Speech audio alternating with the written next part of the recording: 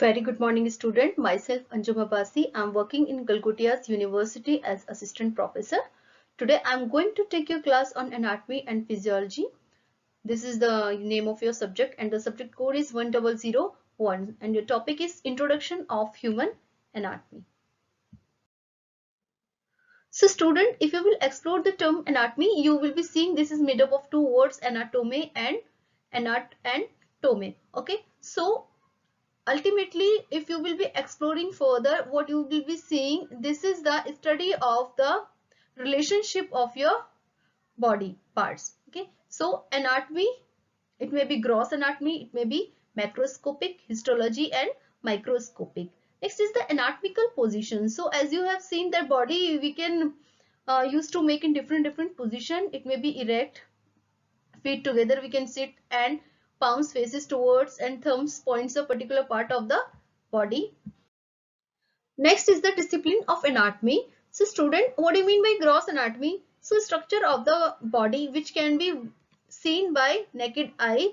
So study of that organ, of that part of your body will come under gross anatomy. Next is the systematic anatomy. So the system which is organized, that is known as systematic anatomy, that study. For example, digestive system, nervous system, endocrine and etc. Next is the regional anatomy. So study of all structure in an area of the body. For example, upper extremity bone, muscle and blood vessels. So structural level we are learning, that is known as regional anatomy. Next is the microscopic anatomy, in which you can see histology, cell biology, developmental anatomy, that is known as embryology, pathological anatomy, then radiological anatomy. Next is level of structural organization. So it may be biochemical, it may be on cellular level, it will be on tissue level, it may be on organ system and organism. So student, in this slide you can see system of anatomy. Firstly, you can see the presence of cell. Ultimately, they are making an organ.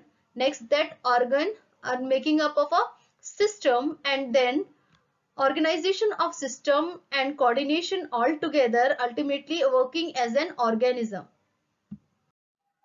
Next is anatomical directional terminology. So directional terminology we are studying here. First one is the superior. So means the part is above another or closer to head. So the part which is above or closer to head is known as the superior or cranial. Next is the inferior. So the part which is below another or towards the feet, it is known as inferior or caudal.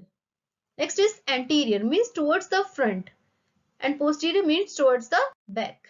Next is the medial. So it relates to the imaginary midline dividing the body into equal right and left half. So when you can divide your body equally, right and left half, that time you can say this is medial part, so that you can see the nose is medial to the eyes because it is equally divided to the both side, right and left. Next is the lateral. So means towards the side with respect to the imaginary midline. The ears are lateral to the eyes. As you can see, ears are lateral to the eyes. Next is the ipsilateral. So the same side. The spleen and descending colon are ipsilateral. Next is contralateral. It refers to the opposite side. Spleen and gallbladder are contralateral. Next is proximal. So it used to describe a part that is closer to the trunk of body or closer to another specified point of reference than another part. For example, we can say the elbow is proximal to the wrist. Next is distal. So it means that a particular body part is further from the trunk or further from another specified point of reference from then another part.